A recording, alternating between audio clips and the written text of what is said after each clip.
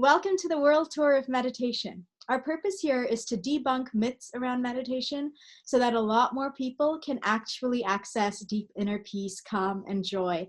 And today, I'm so thrilled to welcome Peter Russell, who's been a meditation teacher for over 40 years, who studied theoretical physics and math at Cambridge, at Oxford? At Cambridge. And who's written and coined the book and coined the term global brain, which predicted the boom of the internet and the impact it would have on society. Peter, is there anything you'd like to add to that? No, I've been interested in meditation all my life as well. Yeah. When did you first notice that interest in meditation?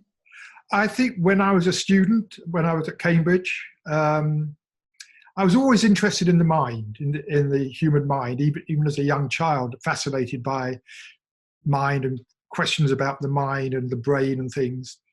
And I got interested in altered states of consciousness and what is consciousness, the whole question of why are we conscious, what is consciousness.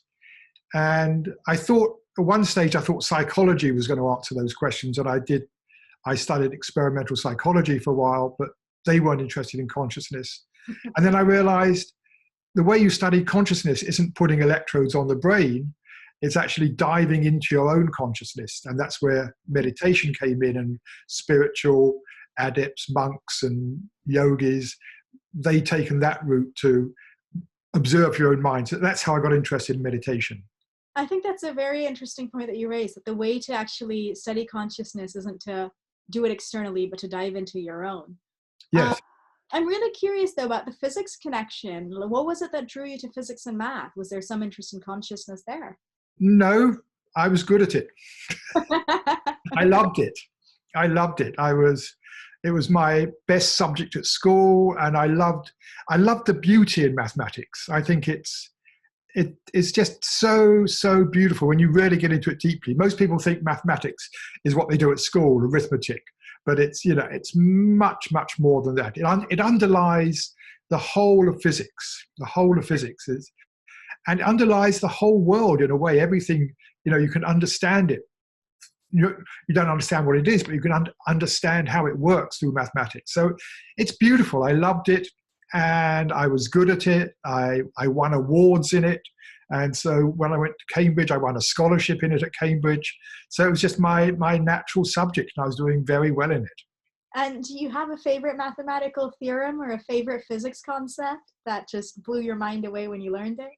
I think what blew my mind away is something that blows every mathematician's mind away when they come across it at some stage in their life, usually when they're, a teenager or something, which is called Euler's equation, which we don't get into. It links three completely different numbers in physics, which is, the E, which is the base of natural logarithms, pi, which is, the ratio of a diameter of a circle to its circumference, and I, which is, the square root of -1, the basis of imaginary numbers. It links all those three numbers together in a very, very simple equation. It's like, wow, how come these three completely different numbers from completely different areas of mathematics are related in this way? It's like, wow. It's just, I think it's a wow for almost everybody who studies mathematics. When you get to this point, it's like, how come these three completely different numbers fit? Basically, the equation says e to the power of I pi equals -1. It's like, what? Anyway, yeah, that's my favorite equation. I think it's most people's favorite equation. I remember when I was doing physics, we had these TI-89 graphing calculators, and I did a kick every time typing in e to the pi I. What does that equal? What? Is it malfunctioning? Yeah, I don't think those calculators work with I. They don't work with the imaginary number I. Or maybe they do. I've done it, though. I've done it. I think there was one that maybe. Okay. Yeah, if it's sophisticated, probably would do, yes. So the feeling of going, wow, when you see that E, pi, and I are related to 1, is that a feeling that you've experienced in your exploration of consciousness as well? Yes. I mean, it's a feeling of awe in a way, I think, just awe. And I think with consciousness, there's a couple of ways I can think of where that's come. One is just realizing that everything we're aware of, everything, every single experience is actually a creation of consciousness, in the sense that not that it's a creation out there, but it's all appearing in my mind, everything. I mean, mathematics is clearly in my mind, but now I'm seeing you, but what I'm seeing is an appearance in my mind. It's like something, my brain is creating a representation of my computer and your face on my screen, but it's actually appearing in consciousness. And it's like everything we know is something that's appearing in my consciousness. And it's like, wow, that's all I ever know, is the activity my consciousness is taking on. And so that's a big wow when you actually get it and realize that everything I know is appearing in my consciousness. That's one thing. The other thing I think is in meditation, just that when the mind just becomes still and quiet in meditation, it's like, oh, this is what all the great teachers were talking about. But I made it too complex. I misunderstood it. I thought it was like, oh, it's going to be like this amazing, whatever it is, ecstatic experience. But no, it's so simple. They were talking about something very, very simple and natural. And it's like, I think there's a big wow there for me, a big awe. It's like, this is what they were talking about. Now I get it. So that's an awe at the simplicity of it? Yes. Yes. Tell us more about the simplicity of it. It's really that there's nothing to do. It's like, and we're so caught up in doing in our culture, so caught up in, you've got to do something, you've got to be somebody, you've got to get something. And when you stop all doing and just drop back into your own beingness, and it's like, oh, here I am, not the Peter Russell author, blah, blah, blah, blah, blah, but me, that sense of I-ness, which has been there all my life. And people, mystics and people talk about the true self, the real self, the pure self, whatever. And sometimes we dress those words up thinking it's going to be something we don't know. And in meditation, it's really, oh, I knew this all along. I just wasn't noticing it. I was so busy noticing all the other stuff. I didn't notice this very quiet sense of presence, of just being aware that we call I. And that's, it's like, oh, this is what they're referring to. It's just, yeah. It's what sometimes it's called pure consciousness, which is, again, I misunderstood that. I think initially, like, pure consciousness was some amazing consciousness that was absolutely pure, refined. And it's like, no, it's just consciousness without all the thinking added in. It's just, oh, it's just this, just experiencing the world as it is now, pure awareness of what is, not empty awareness. I always thought pure awareness was empty awareness, but seeing, no, it's awareness of what is without the overlay of thinking and ego and all that stuff. That's interesting, because when we speak about the myths that people have about meditation and debunking them, I haven't heard anyone talk about that before, like that pure consciousness is refined, rarefied, in that way. Yes, that was a big thing for me. And I think there's a lot of misunderstanding that creeps in, and I think it's because we tend to also we put meditation and these states up on a pedestal and make them something so glorious, and then we're trying to get somewhere else. It's some new amazing thing we're going to get to, instead of realizing that when we stop trying to get anywhere, our natural state of being is amazing in itself. And just that, when you're just sitting in that stillness, there's that, you realize, I wouldn't want to be anywhere else. I wouldn't want to be doing anything else, being anywhere else. Like, this is so, the stillness is so beautiful in itself. And just realizing all that trying to get somewhere was looking in the wrong direction.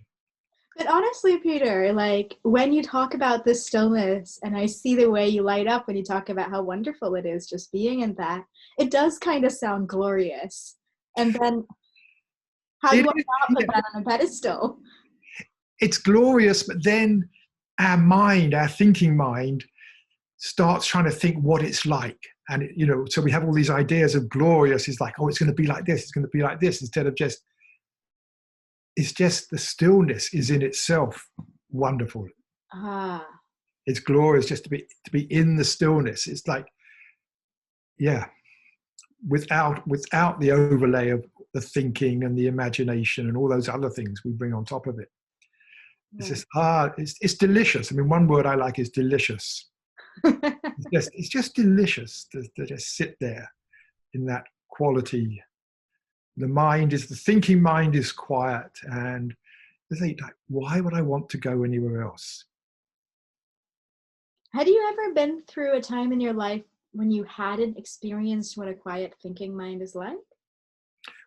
Sorry, Have you ever been through a period in life, I guess when you were younger, when you hadn't experienced what a quiet thinking mind is like? what it was like? Yeah. Yes, yes. You mean before I started meditating? Oh, yeah, I I guess. do what you, yes. I mean, obviously in meditation, I've had those experiences. I had them as a child. I think when I was a teenager, I actually found a way when I would go to sleep. I did this little technique. I didn't realize it was a meditation at the time, where I just found a way of putting my mind into it was like the image I always had was, it was like, just as there's nothing in a desert. It was like, but it wasn't really a desert, just this smooth quality of nothing there. And only later did I realize I was actually touching on meditation when I was doing that. It was in my childhood. I was just fascinated by what the mind could do. Hmm. And then, yes, I've had various times in meditation. I mean, a lot of times. I mean, that's, to me, is the whole point of meditation is, well, not the whole point, but part of meditation is just, at will being able to drop into that stillness. So what would you say to someone who's only ever experienced a busy mind or who thinks their mind can't quiet down? Yeah, this is this is probably the most common thing that people have with meditation. When people are beginners, time and time again, people say, "Oh, I've tried to meditate, but thoughts keep coming in, or my mind won't settle down. I'm no good at it." And I think, and the reason people come up with this idea, I think they realize that, the goal of meditation, one of the goals of meditation is being able to be in a state of quiet where the thinking mind is inactive. So they think they've got to stop the thinking mind. They've got to stop thoughts in order to go there. And you can't stop thoughts. I mean, the first thing I say to people is, you're going to have thoughts in meditation. Everybody, you ask the Dalai Lama, does he have thoughts in meditation? He's going to say yes. We all have thoughts in meditation. They come. It's the nature of the mind to think. And something happens, it triggers a thought. Don't feel you've gone wrong when you have a thought. I think the difference between meditation and normal life is, in everyday life, when we have a thought, we follow the thought, where it leads us to think about so and so, what I'm going to do tomorrow, what will I say to them, and that reminds me of something else, and then we hear something on the news that takes us off somewhere else, and then we just go. Most people spend their whole waking day thinking one thought leading to another thought, leading to another thought, leading to another thought, and they think that's it. In meditation, the primary instruction in meditation is, for me, when you realize you've been thinking, don't follow that thought anymore. Just don't follow it anymore. Just choose to pause that particular thought. So if you've been thinking about a shopping list or something, you just say, okay, thank you. And you just pause. And that's it.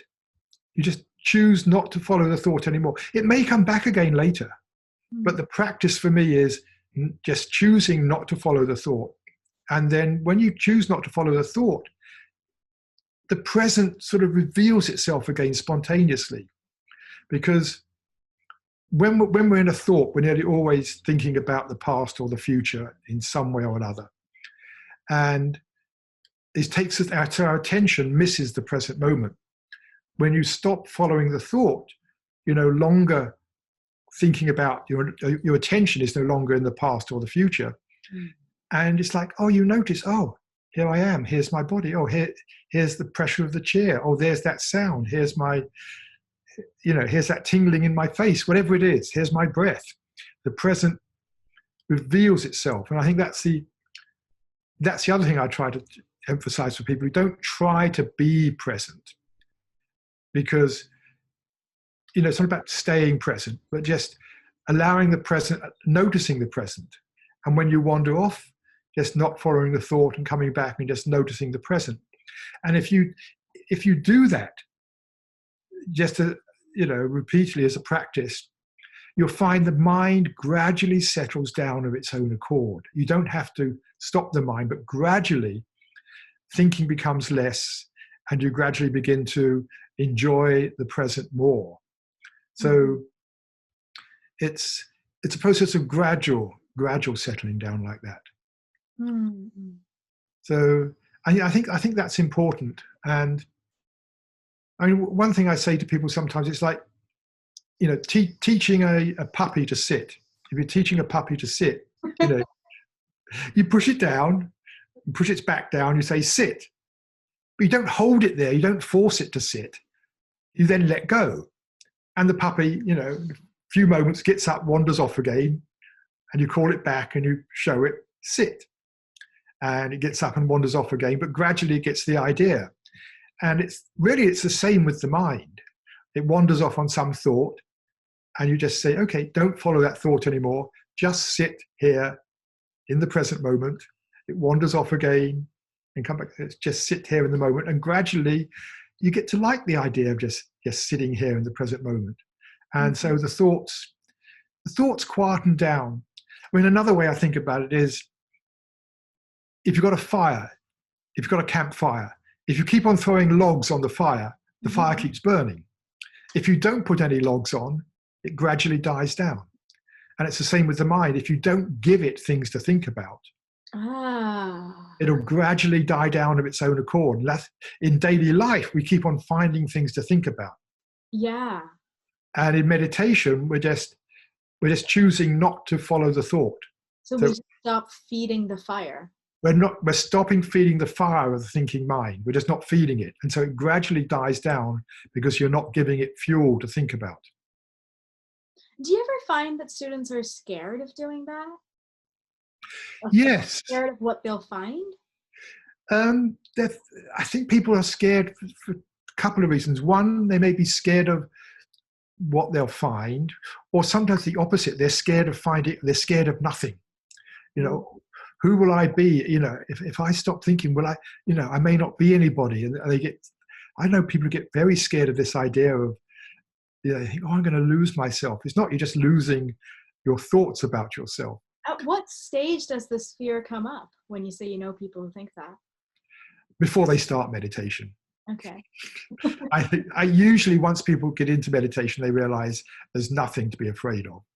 Okay. I think it's a fear people have when they hear about meditation. Oh, I wouldn't want to do that, because if I did that, then, I might discover something about myself I don't like, or something.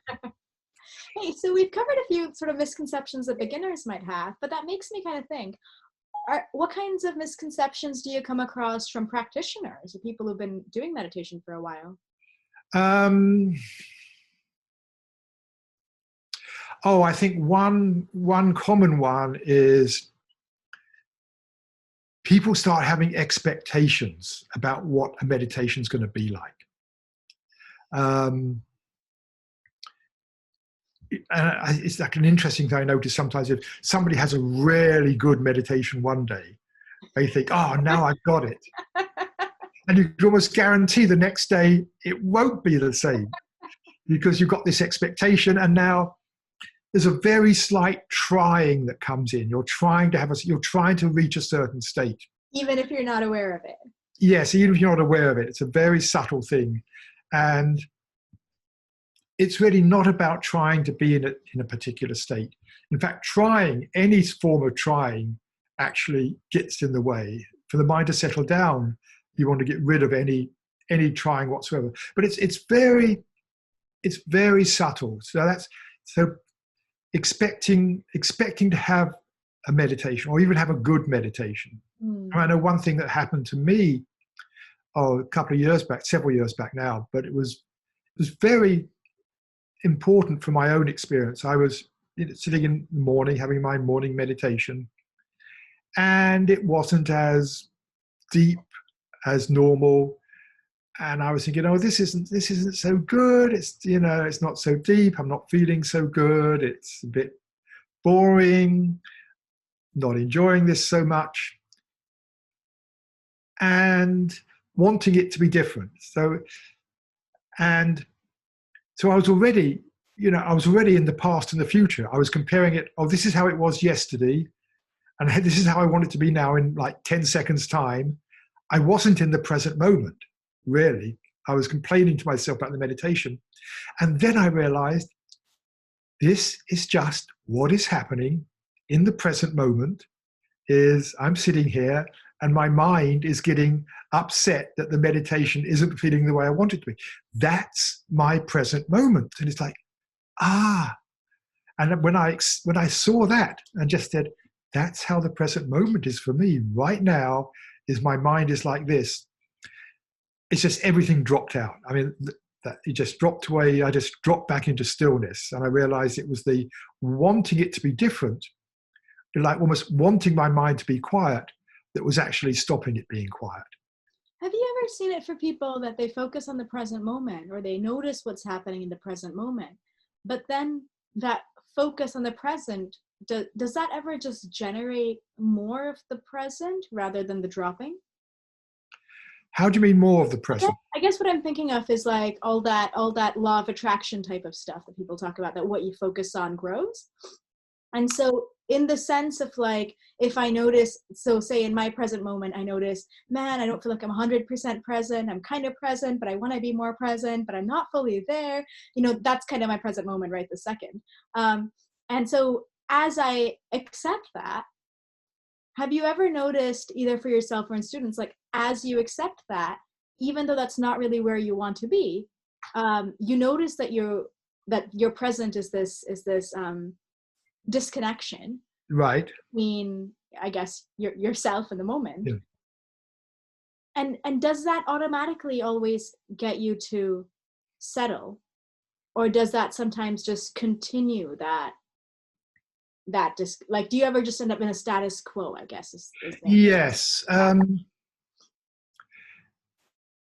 I think if you can just see it, step back and just see, oh, that's what's happening, then I think it just tends to dissolve and you settle. But if you take the thoughts seriously, okay, then you can keep on. See, I think I sometimes say there's two sorts of thoughts in meditation.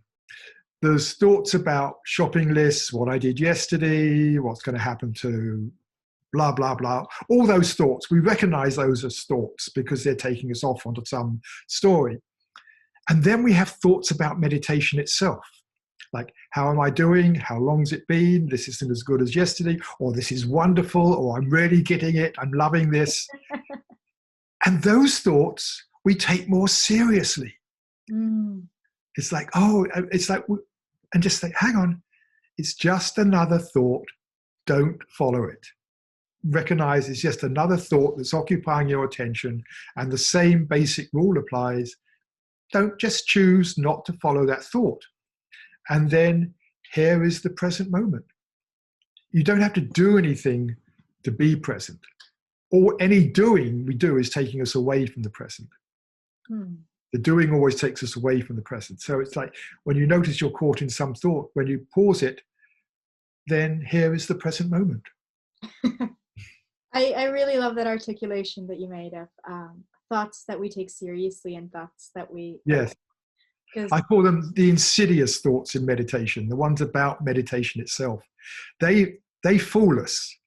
But I think you could probably apply that to a lot of things in life. Like there's sort of just the mind chatter, and then there's the stuff that we hold on to so much, the stuff Oh, that we stake everything in, or that we stand behind with this right. grasp. And then, yeah, I think what I really like about what you said is that for me it introduces a sense of levity. And I kind of think of like, you know, like the stereotypical clown, like the archetype of the clown, and you know, the clown kind of asking why so serious, Mm-hmm. right? Yeah. Yeah. Yes, meditation should be enjoyable. Taking it lightly. So Taking how do you enjoy sitting, if that's the practice that you follow? How do you enjoy sitting for like 2 hours if you're in pain? I don't sit for 2 hours if I'm in pain. I don't encourage people to sit for 2 hours. I think I don't think there's a lot of point in sitting for 2 hours. I mean, there may be if you want to do, you know, some form of retreat. I think for most people, you know, 20 to 30 minutes is plenty. But anyway, I get your point. How do you sit for 30 minutes if you're in pain? Well, no, not even that. I was thinking 10 hours, but I said 2. But I think the question is more, so what do you teach to get someone to find a practice that's enjoyable? Yeah. Several things. One is, as what we talk about, not resisting your experience in the moment. The resistance makes things unenjoyable. I used to run a meditation course in a building which was just down the road from a fire station. And you could guarantee every time we sat to meditate, there'd be a fire somewhere and the fire engines would go blaring down the street. And some people say, how can I meditate with that noise going on?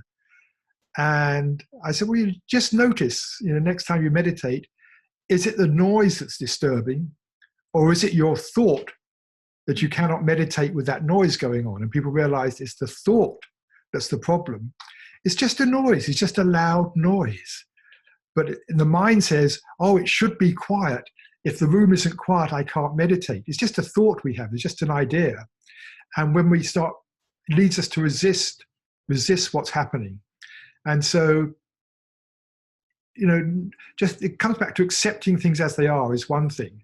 It just allows it to be, yeah, you allow it to be more content with it. We create a lot of discontent for ourselves, and it's spotting all those ways we create discontent. So, I mean, you mentioned pain. What can often happen, and I get this sometimes, is there may be some pain. It may be, if it's something, it's just the way I'm sitting, then I'll move. I mean, people think, oh, I mustn't move. No, I always say move. You know, if you've got a cramp in your leg, move your leg. For me, there's no rule that says you've got to suffer unnecessarily. So if there's some pain because it's the way you're sitting or something, then move. So do anything you need to take care of it. But still, if you've got some discomfort, I suggest people take the attitude of opening up to it, exploring what it's like. Because what we tend to do with pain, because it's not nice, we tend to push it away. You know, in life, we take painkillers, or we do something to take our attention away from it. But if you look at what pain is in the body, pain is an alarm signal. It's saying, hey, something's wrong, something's up here. Can I have your attention, please? Here's something that's nasty, you know, it's a nasty feeling. And it's saying, please, attention, there's something up, you know, there's whatever it is. Can I have your attention? And so I say, okay, let's do that.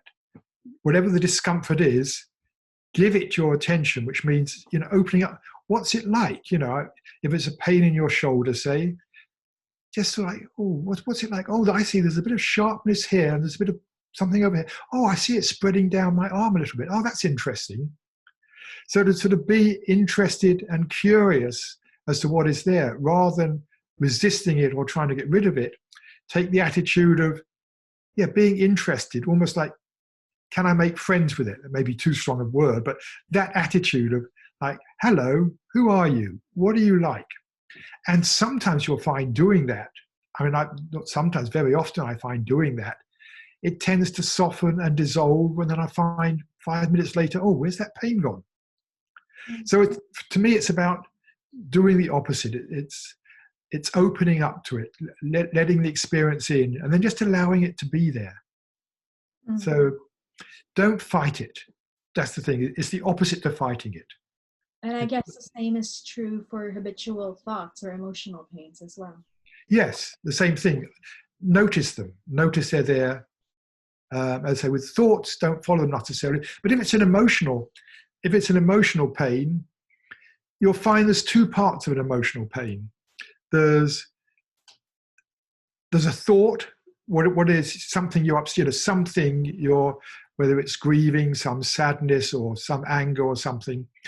There's some thought there about something a person did or whatever it was. And then there's a feeling in the body. With emotion, there's always a felt sense. It might be a sort of, with anger, it might be a tightening. With sadness, it might feel that, wanting to weep or something. There's something going on in the body with an emotion. And so allow that in. Notice what it's like. So if you're feeling sadness in a meditation, don't follow the thought, because that's just going to increase you. If you keep on thinking, oh, I'm sad because this happened and that happened, that's just going to keep it going. So you choose not to follow the thought, but then notice what's it left in the body? What's the feeling in the body? And open up to that as if it were some physical discomfort. But there's a sense in the body. With sadness, it might be, as I say, it might be a weepy feeling or a sort of caving in the heart or something. Just notice what's there. Just open up to it. It's being present to what's going on in the body, and it's part of the present moment. And just opening up and being curious. I really love the way you've explained all of that. And I've been playing around with it as you've been saying it, just in my own awareness and in my own body. Mm-hmm. Noticing I'm breathing so much deeper, and like these little fears and concerns are all dropping away. It's beautiful. Thanks. Lovely. Yeah. It is simple. I say we make these things more difficult than they need be. Coming back to that first thing you said on simplicity and the simplicity. Yeah. You do some work with the Institute of Noetic Sciences, is that true? I'm not doing any work with them particularly. I'm a fellow of the Institute, and I've been connected with them for as long as they've existed. I think, yes, from the early 80s. What does it mean to be a fellow, and can you tell us a little bit about them? Yeah, the fellow is an honorary position, really. It's for people who, I've been on faculty, I've done teaching there, I've spoken at a number of events. The Institute of Noetic Sciences was founded by the astronaut Edgar Mitchell after he came back from the moon. Mm-hmm. And he had this awakening experience on the trip back from the moon. He describes how you got 5 days or something with nothing to do. You've been to the moon and now you're in your little capsule heading back to Earth. And all you can do... That's very timely, because so many people I know are now working from home with the whole COVID-19 situation. Yes. And a lot of people I know are like, there is nothing to do. So that's interesting. He had nothing to do except watch this little blue spot get bigger and bigger and bigger and bigger each day as they approach the Earth. And looking at the Earth, he just realized we are one species, we are one humanity. There's no borders out there when you look at it from space. But he also realized, although we're one humanity, things aren't working out very well. There's a lot of conflict, we're abusing the environment in various ways. He just saw there's a lot of problems going on the Earth, and he realized that so many of those problems come back to human consciousness, human decisions, human values, the way we see each other, all this sort of thing. And so he decided to set up an institute to explore human consciousness. And noetic is one of the Greek words for being aware. It's a Greek word, but it's a word that means consciousness in one aspect. What does consciousness mean? Hmm? What do we mean by human consciousness? What does consciousness mean? It seems to me like sustainable or organic. It seems like one of those words that can mean a lot of things. Right, it does, to different people. Yeah. I'll explain what I mean by it. Well, first of all, what I mean by consciousness. I don't like the word consciousness because it's a noun, and we start thinking there is something called consciousness, and we start looking for it. The truth is, we are all aware. We are all conscious. I mean, I am conscious of, talking to you. You are conscious. Whatever it is, everybody is aware. We're aware of different things, but we are aware. We are conscious, and so to me, consciousness. The word consciousness is just pointing to the fact, the one thing we all know for sure is that we are aware. It's the one thing we cannot deny is being aware. And then human consciousness is a particular form of awareness. I mean, other animals, dog consciousness has, in dog consciousness, the smells we don't know about and sounds we can't hear. In human consciousness, there's a lot of thoughts and things which dogs don't have. We have a lot of ideas.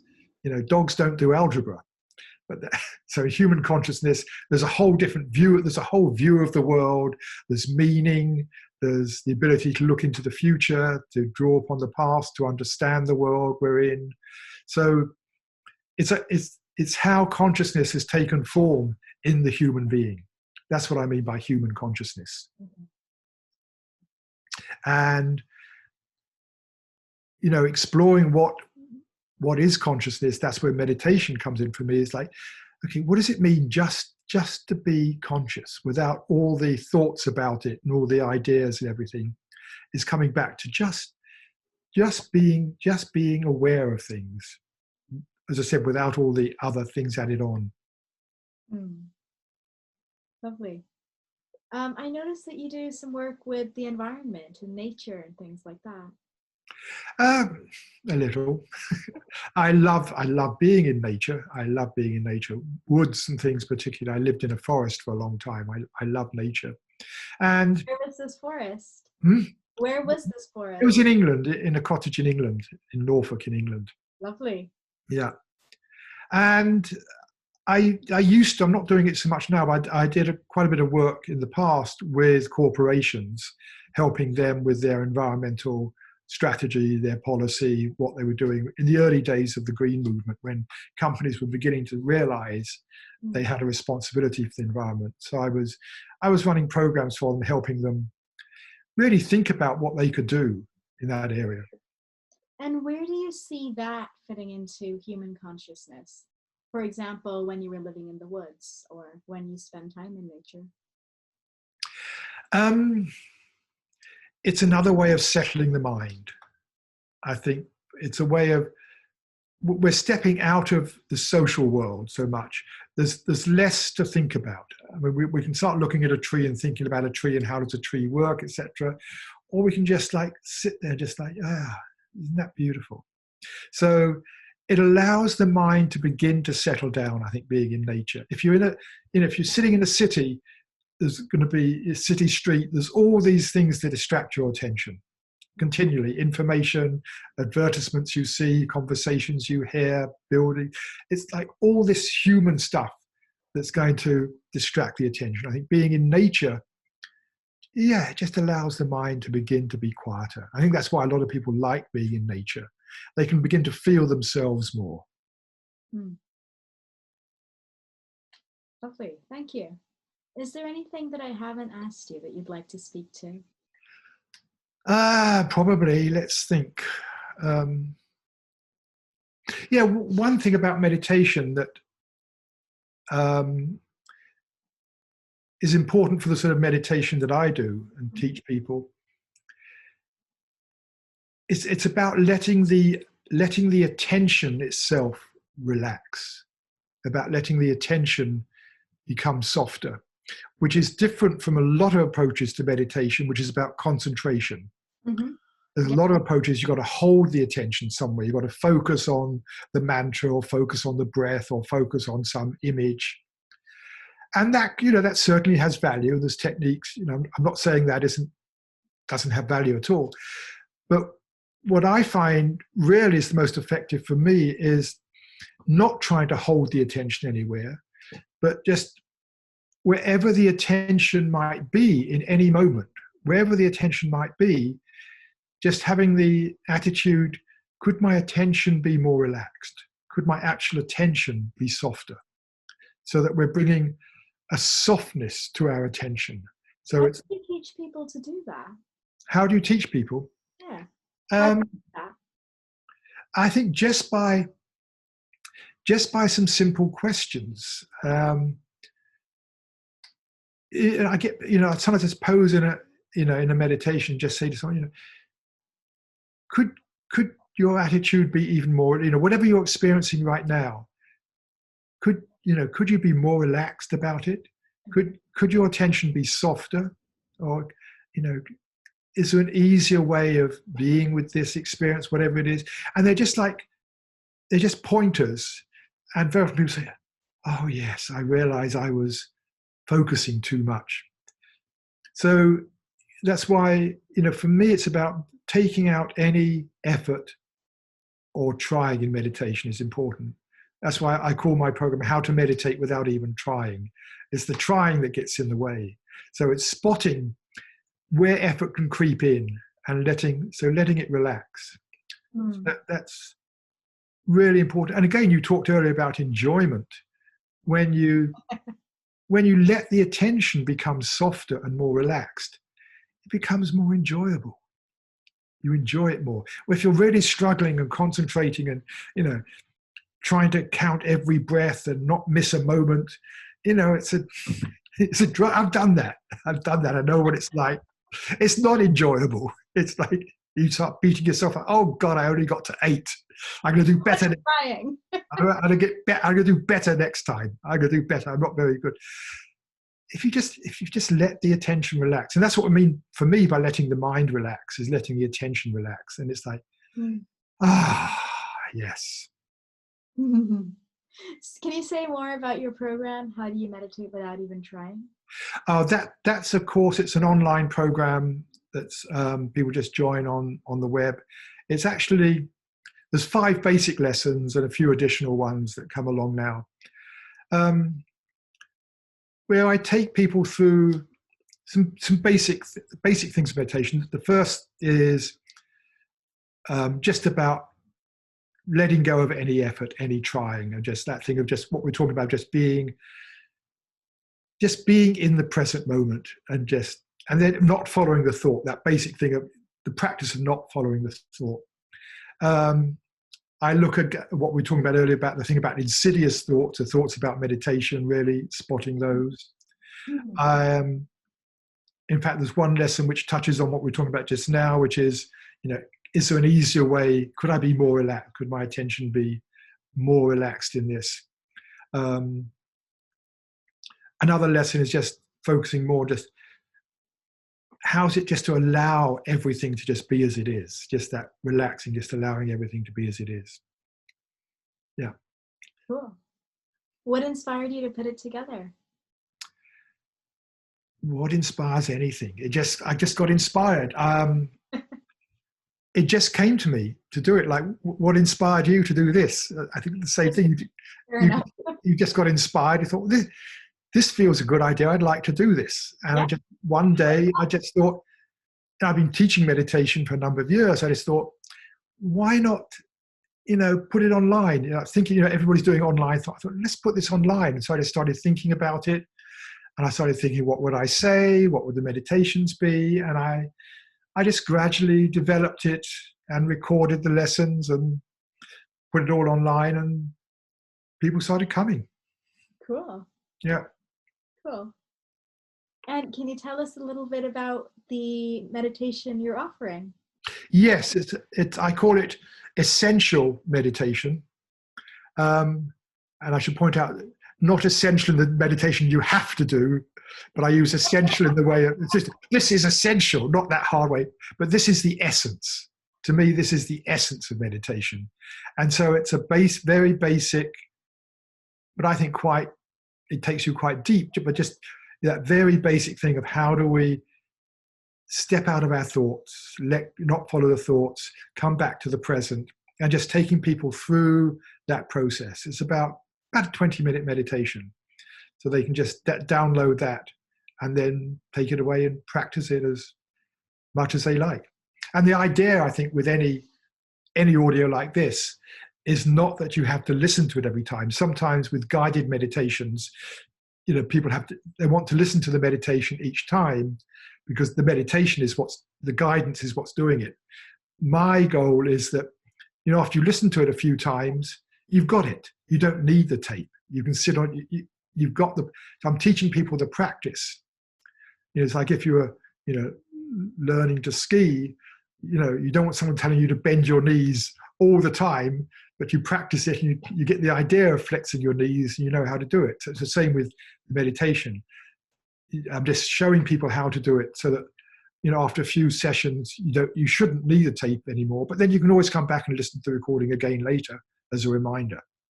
But I don't want people to be hooked on it, like, oh, they can only do the meditation when they've got the recording.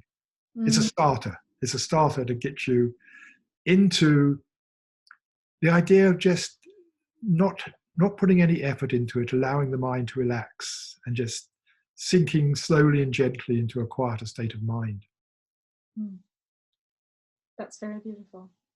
That does raise to mind the question, how often do you think people should meditate? Let's forget the word should.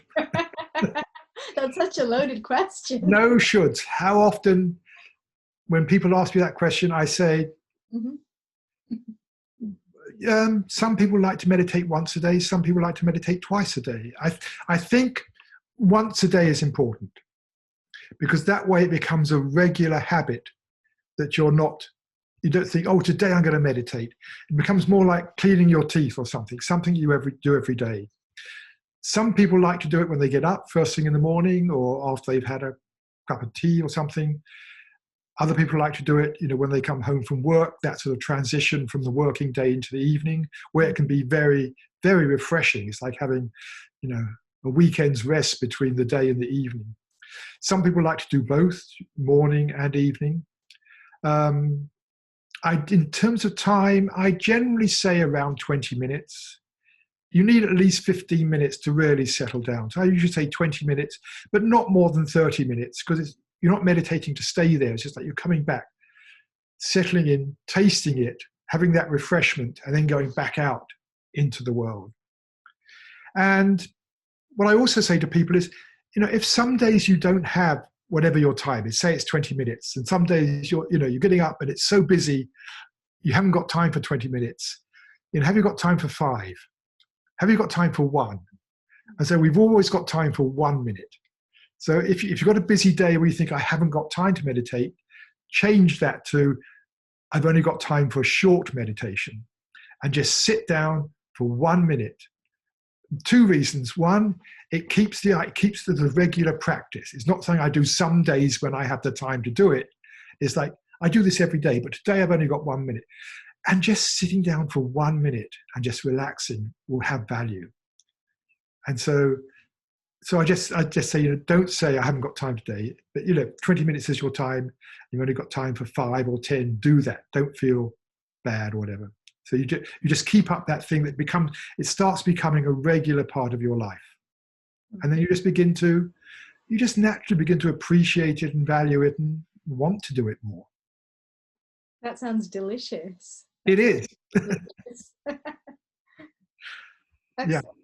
Well, thank you so much, Peter. So if people want to listen to the essential, not in the must be done, but the essence of meditation, then they can click the link that you'll give me and I'll send them.